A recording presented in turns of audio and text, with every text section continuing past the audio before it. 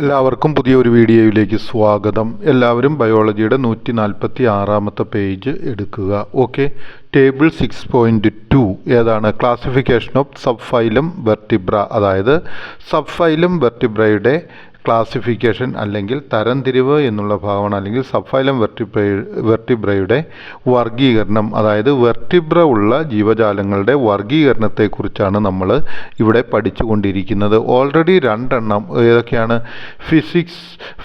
Pieces അല്ലെങ്കിൽ ചിറകുള്ള ജീവികൾ ഏതൊക്കെയാണ്? ജലത്തിൽ ജീവിക്കുന്ന ചിറകുള്ള ജീവികളെക്കുറിച്ച് നമ്മൾ ഓൾറെഡി പഠിച്ചു. രണ്ടാമതായിട്ട് ജലത്തിൽ ജീവിക്കുന്ന ആംഫിബിയ അല്ലെങ്കിൽ ഉഭയജീവികൾ, അതായത് ജലത്തിലും കരയിലും ജീവിക്കുവാനായിട്ട് സാധിക്കുന്ന ജീവികളെക്കുറിച്ചും നമ്മൾ പഠിച്ചു.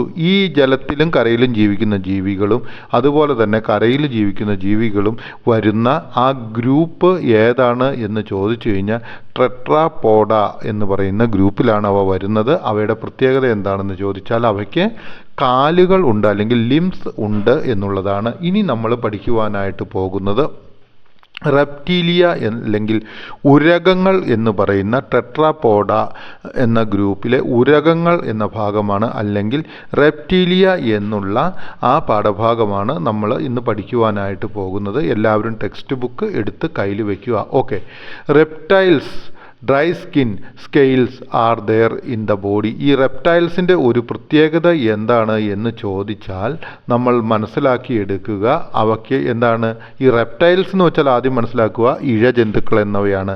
അവയുടെ മറ്റൊരു പ്രത്യേകത എന്താണെന്ന് ചോദിച്ചാൽ അവയ്ക്ക് വരണ്ട ത്വക്ക് അല്ലെങ്കിൽ വരണ്ട സ്കിന്നാണ് അല്ലെങ്കിൽ വരണ്ട തൊലിയാണുള്ളത്. ഓക്കെ, അതുപോലെ തന്നെ ശരീരത്തിൽ സാധാരണയായിട്ട് ശൽക്കങ്ങൾ കാണുവാനായിട്ട് അല്ലെങ്കിൽ ഈ പറയുന്നത് പോലെ തന്നെ ശൽക്കങ്ങൾ ഉണ്ടായിരിക്കും. മീനിൻ്റെ ശരീരത്തിൽ നമ്മൾ പറഞ്ഞല്ലോ ഓൾറെഡി ശൽക്കങ്ങൾ ഉണ്ട് എന്ന് പറഞ്ഞല്ലോ. അതുപോലെ ചില റെപ്റ്റൈലുകളുടെ ശരീരത്തിൽ നമുക്ക് എന്ത് കാണുവാനായിട്ട് സാധിക്കും?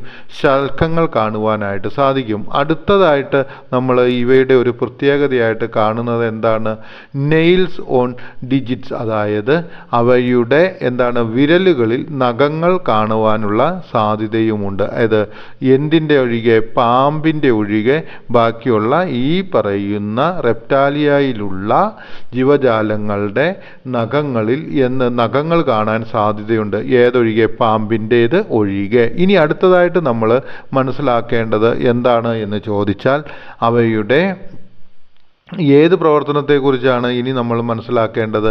ഇനി ഈ റെപ്റ്റേലിയ അല്ലെങ്കിൽ റെപ്റ്റൈൽസിൻ്റെ റെസ്പിറേറ്ററി ഓർഗൻസിനെ കുറിച്ചുള്ള ഭാഗമാണ് നമ്മൾ മനസ്സിലാക്കേണ്ടത്. നിങ്ങൾക്കറിയാമല്ലോ എന്തെല്ലാമാണ് ഈ പറയുന്നത് പോലെ ഈ ശൽക്കങ്ങൾ ഉള്ള ആ ജീവജാലത്തിൻ്റെ റെസ്പിറേറ്ററി ഓർഗൻ അല്ലെങ്കിൽ റെപ്റ്റൈൽസിൻ്റെ റെസ്പിറേറ്ററി ഓർഗൻസ് എന്ന് പറയുന്നത് ഏതാണ് എന്ന് നിങ്ങൾക്കറിയാമല്ലോ. അവയ്ക്കുള്ളത് ഏതൊക്കെയാണ്? They have lungs as there respiratory organs. അപ്പോൾ ഈ ഉരഗങ്ങൾക്ക് എന്തുണ്ട്? നമുക്ക് ഉള്ളതുപോലെ തന്നെ ലെൻസ് അല്ലെങ്കിൽ ശ്വാസകോശമാണ് അവയുടെ respiratory organ.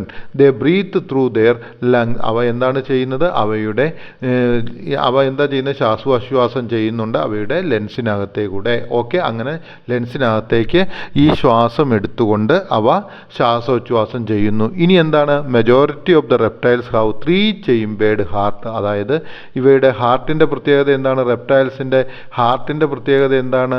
Majority of the reptiles, അതായത് നമ്പർ ഓഫ് ഹാർട്ട് ചേംബേഴ്സ് എന്നാണ് നമ്മളോട് ഇവിടെ ചോദിച്ചിരിക്കുന്നത്. നമ്മൾ പറയുക majority of the reptiles have 3 chambered heart, അതായത് 3 അറകളോട് കൂടിയിട്ടുള്ള ഹൃദയമാണ് അവയ്ക്കുള്ളത്. Consisting of 2 ആർട്രിയ.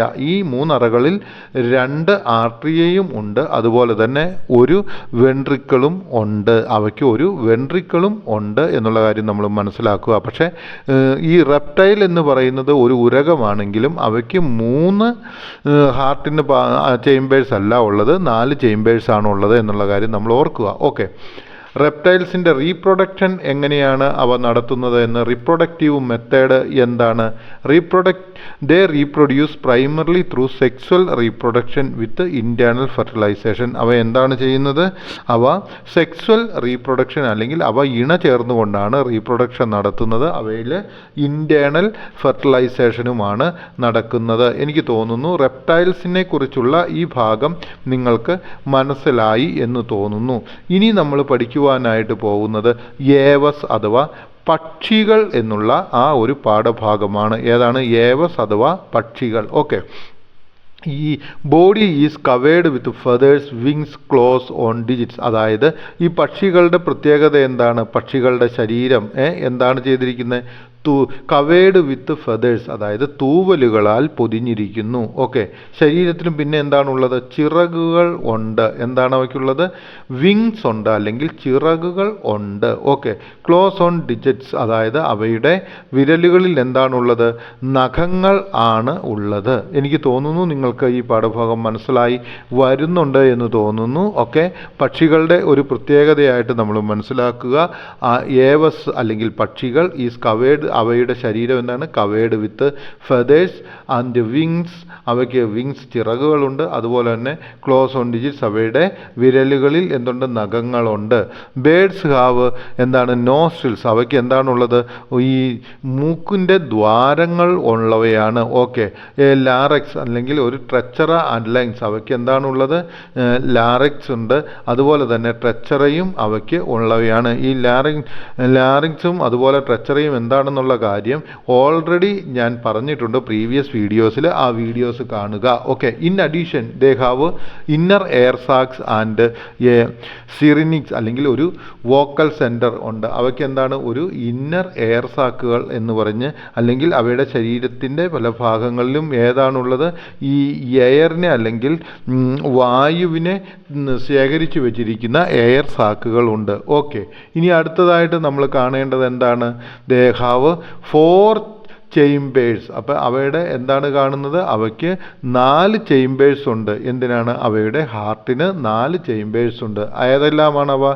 2 ആർട്രിയ, 2 ആർട്രിയയും 2 വെൻട്രിക്കിളും, 2 വെൻട്രിക്കിളുമാണ് അവയുടെ ഹാർട്ടിന് ഉള്ളത്. ഇനി എങ്ങനെയാണ് ബേഡ്സ് റീപ്രൊഡ്യൂസ് ചെയ്യുന്നത്? ദേ റീപ്രൊഡ്യൂസ് ബൈ ലേയിങ് എഗ്സ്. അവ മുട്ടയിട്ടാണ് പ്രത്യുൽപാദനം നടക്കുന്നത്. Which are fertilised internally. ആ ഫെർട്ടിലൈസേഷൻ പ്രോസസ്സ് നടക്കുന്നത് ഈ ബേഡ്സിൻ്റെ ശരീരത്തിൻ്റെ അകത്ത് വെച്ചാണ്. അങ്ങനെ മുട്ട ഫെർട്ടിലൈസ്ഡ് ചെയ്തതിന് ശേഷമാണ് അവ മുട്ടയിട്ട് റീപ്രൊഡക്ഷൻ നടക്കുന്നത്. ഈ റീപ്രൊഡക്ഷൻ പ്രോസസ്സിൽ ഇൻവോൾവ് ചെയ്യുന്ന കാര്യങ്ങൾ ഏതെല്ലാമാണ്?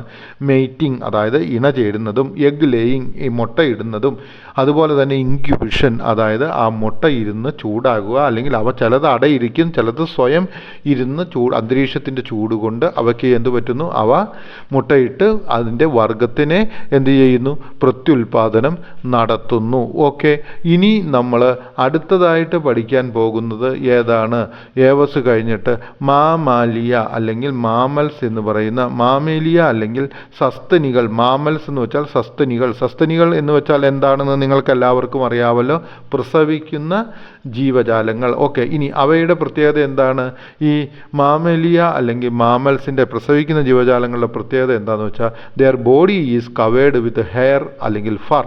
അവയുടെ ശരീരം മുഴുവനും രോമങ്ങൾ കൊണ്ടാണ് കവർ ചെയ്യപ്പെട്ടിരിക്കുകയാണ്. മനുഷ്യനും പ്രസവിക്കുന്നതാണ്. നമ്മൾ നോക്കിക്കഴിഞ്ഞാൽ മനുഷ്യൻ്റെ ശരീരത്തിലും രോമങ്ങൾ കാണുവാനായിട്ട് സാധിക്കും.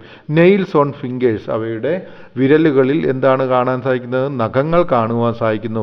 വിരലുകളിലും, കാലിൻ്റെ വിരലുകളിലും, കൈയുടെ വിരലുകളിലും, ടോയിലും. Okay, the ലാക്കേറ്റ്. ലാക്കേറ്റ് എന്ന് വെച്ച് കഴിഞ്ഞാൽ എന്താണെന്ന് നിങ്ങൾക്ക് എല്ലാവർക്കും അറിയാം. അവ മുലയൂട്ടുന്ന ജീവജാലങ്ങളാണ്. അപ്പോൾ അവ എന്താണ് ചെയ്യുന്നത്? അവ മുലയൂറ്റുന്ന ജീവജാലങ്ങളും ആണ്. അപ്പോൾ മാമൽസിൻ്റെ ഒരു പ്രത്യേകത എന്താണെന്ന് വെച്ച് കഴിഞ്ഞാൽ, മാമൽസിൻ്റെ പ്രത്യേകതകളായിട്ട് നമ്മൾ പറയുക, അവയുടെ ശരീരം മുഴുവനും ഹെയർ ഉണ്ടായിരിക്കും. Mammals lactate their young ones, അതായത് അവ എന്ത് ചെയ്യുന്നു? അവ അവയുടെ കുഞ്ഞുങ്ങളെ മുലയൂട്ടുന്നു. In mammals lungs is the most important organ in the respiratory system. Okay, മാമൽസിൽ എന്താണ്? ലെൻസ് അല്ലെങ്കിൽ ശ്വാസകോശമാണ് ഏറ്റവും പ്രധാനപ്പെട്ട എന്താണ്? ശ്വാസോച്ഛ്വാസം ചെയ്യുവാനുള്ള ആ അവയവം. അതോടുകൂടി മറ്റുള്ള റെസ്പിറേറ്ററി ഓർഗൻസ് ഏതെല്ലാമാണ്? മൂക്ക്, നോസ്, ശ്വാസനാളം, ബ്രീത്തിങ് മസിൽസ് അങ്ങനെയുള്ളവ അവയെല്ലാം ഇവയ്ക്ക് ഉള്ളവയുമാണ്. അടുത്തതായിട്ട് മാമൽസിൻ്റെ ഹൃദയത്തിന് എത്ര ചേമ്പേഴ്സ് ഉണ്ട്? Mammals heart have 4 chambers. അതായത് മാമൽസ് പ്രസവിക്കുന്ന ജീവജാലങ്ങളുടെ ഹൃദയത്തിന് 4 ചേമ്പേഴ്സ് ആണുള്ളത്.